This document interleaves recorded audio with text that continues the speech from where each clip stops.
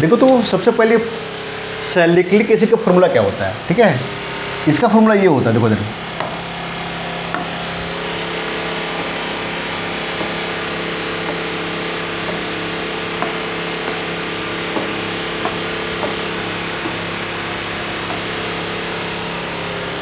देखो, यहाँ पे दे दो वो COOH, ठीक है, और यहाँ पे वो H, ठीक है, इसको बोलते हैं सैलिसिलिक एसिड, SALICYLIC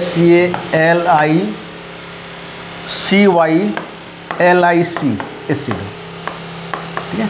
अब इसको जब रिएक्शन करवाओगे ना, आप देखो तो ये जो है एक टाइप का, इसका जो एफिशिएंट नेम क्या होगा, देखो तो इसका नाम 1 2 3, ठीक है, 3 हाइड्रोक्सी बेंजोइक एसिड, ध्यान रखना।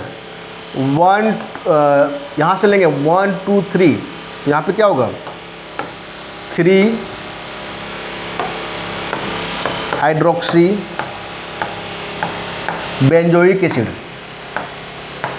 है ना, ये भी ध्यान, यही पूछ सकता है। इसको जब रिएक्शन करवाते हैं ना इसके साथ CH3 और फिर C डबल बॉन्ड वो और फिर C डबल बॉन्ड वो और CH3, ठीक है, तो जो प्रोडक्ट बनता है इसको बोलते हैं इथाइल एसीटेट, ठीक है। जो प्रोडक्ट बनता है वो बनता है, देखो ये होता क्या है कि ये जो है ये यहाँ से यहाँ टूट जाता है, तो ये तो बनता है CH3 C डबल बॉन्ड वो H, एक बनता है एसिड बनता है, और प्लस एक तो ये बनता है, देखो तो ये H निकल गया यहाँ पर, यहाँ पे लग गया, ठीक है, ये टूट के जो है अब ये यहाँ लग जाता है, ये से बनता है, देखो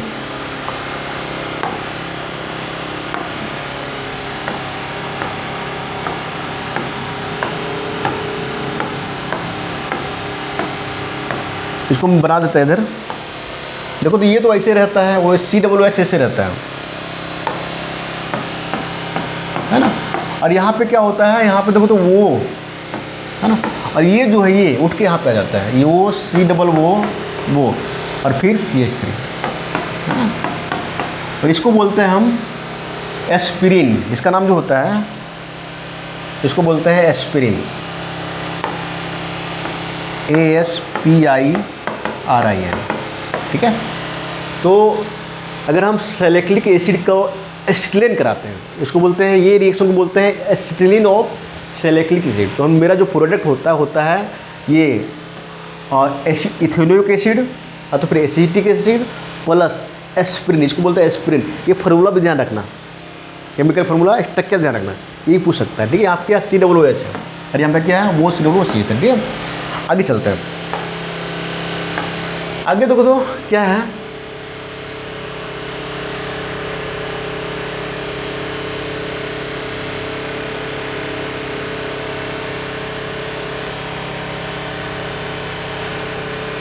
यहाँ पे 57 क्या हो गया, 57 का हो गया मेरा B, ठीक है।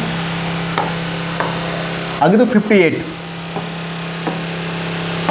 में क्या है, हाइब्रिडाइजेशन ऑफ C2H6, है ना, इसका हाइब्रिडाइजेशन क्या होगा, ठीक है। एक हाइब्रिडाइजेशन बनाने के लिए ना सबसे पहले इसका स्ट्रक्चर बना दो, देखो तो ऐसे बनेगा ना, C यहाँ पे H यहाँ पे H ऐसे बनेगा, ठीक है।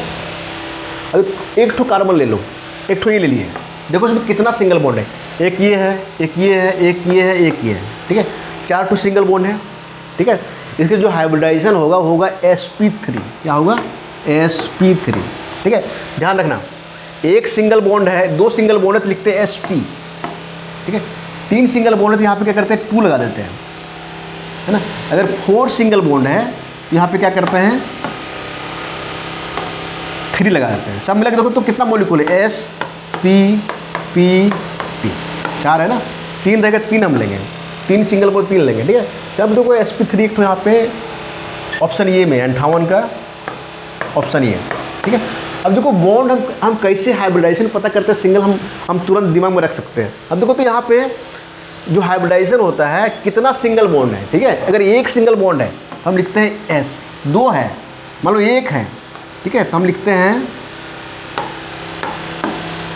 अगर एक सिंगल बॉन्ड है ऐसे हम लिखते हैं एस, 2 है तो हम लिखते हैं SP, 3 है तो SPP, और 4 है SPP, इसको कंबाइन लिखूँ SP3 होगा। 4 सिंगल बॉन्ड है। अब देखते हैं इसमें निकालता है, ठीक है। देखो इधर मान लो कि ये दिया हुआ है C2 और H4 दिया हुआ, ठीक है। देखो इसको इसका स्ट्रक्चर बनाओ, ऐसे होगा ना, तो H और फिर H, ठीक है। अब तो इस कार्बन में कितना सिंगल बॉन्ड है, देखो तो एक सिंगल बॉन्ड ये हो गया, एक सिंगल ये बॉन्ड ये हो गया। यहाँ पर पाई बॉन्ड है तो पाई बॉन्ड में एक सिग्मा बॉन्ड भी छिपा रहता है, तो एक सिग्मा बॉन्ड यहाँ पे हो गया, तो सब मिला 3 हो गया, 3 हो गया। अब 3 है तो यहाँ पे लेंगे 1 2 3, तो 3 रहेगा तो उसको बोलेंगे sp2, क्या बोलेंगे sp2, ठीक है। एक और लेते हैं, जैसे मान लो कि इस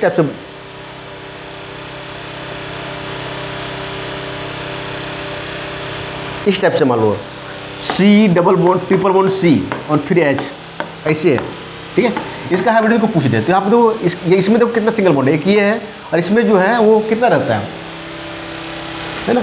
तो इसमें से 2 सिग्मा बॉन्ड 1 पाई बॉन्ड, ठीक है। तो 3 हो गया, तो यहाँ पे हो जाएगा sp2, क्या हो जाएगा sp2, है ना।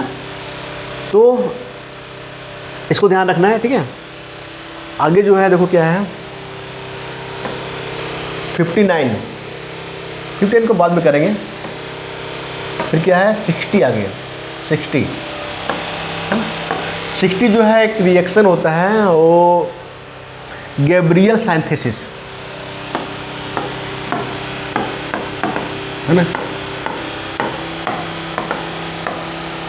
जो गैब्रियल सिंथेसिस होता है ना उसको यूज किया जाता है प्राइमरी अमाइन बनाने के लिए, मतलब 660 का ये प्राइमरी अमाइन,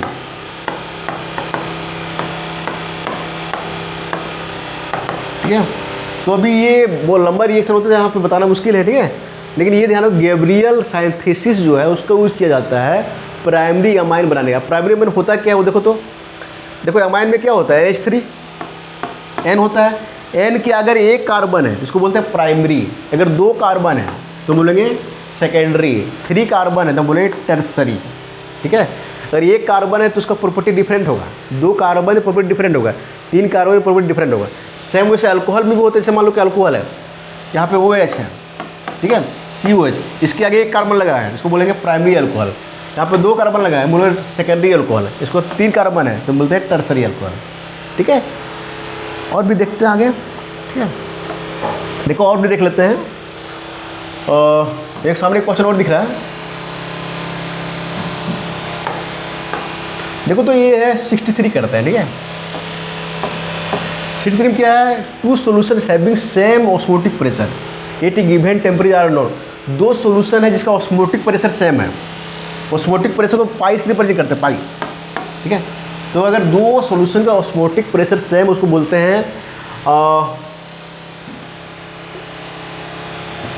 हाइपोटोनिक लिखा है, हाइपरटोनिक लिखा है, हाइप्सोटोनिक लिखा है, ये नहीं होगा, इसको बोलते हैं आइसोटोनिक। 63 का D आइसोटोनिक सॉल्यूशन, ठीक है। अब 2 सॉल्यूशन मान लो कि एक सॉल्यूशन यहाँ पे है, एक सॉल्यूशन यहाँ पे है ना, मान लो इसका कम है, ठीक है, इसका जो है ऑस्मोटिक प्रेशर कम है, इसको बोलेंगे हम हाइपोटोनिक, ठीक है, जो कि यहाँ पे ऑप्शन में दिया है। और इसका अगर मान लो अधिक है इसको बोलेंगे हाइपोटोनिक, ठीक है। दोनों को सेम है इसको बोलेंगे आइसोटोनिक, ठीक है।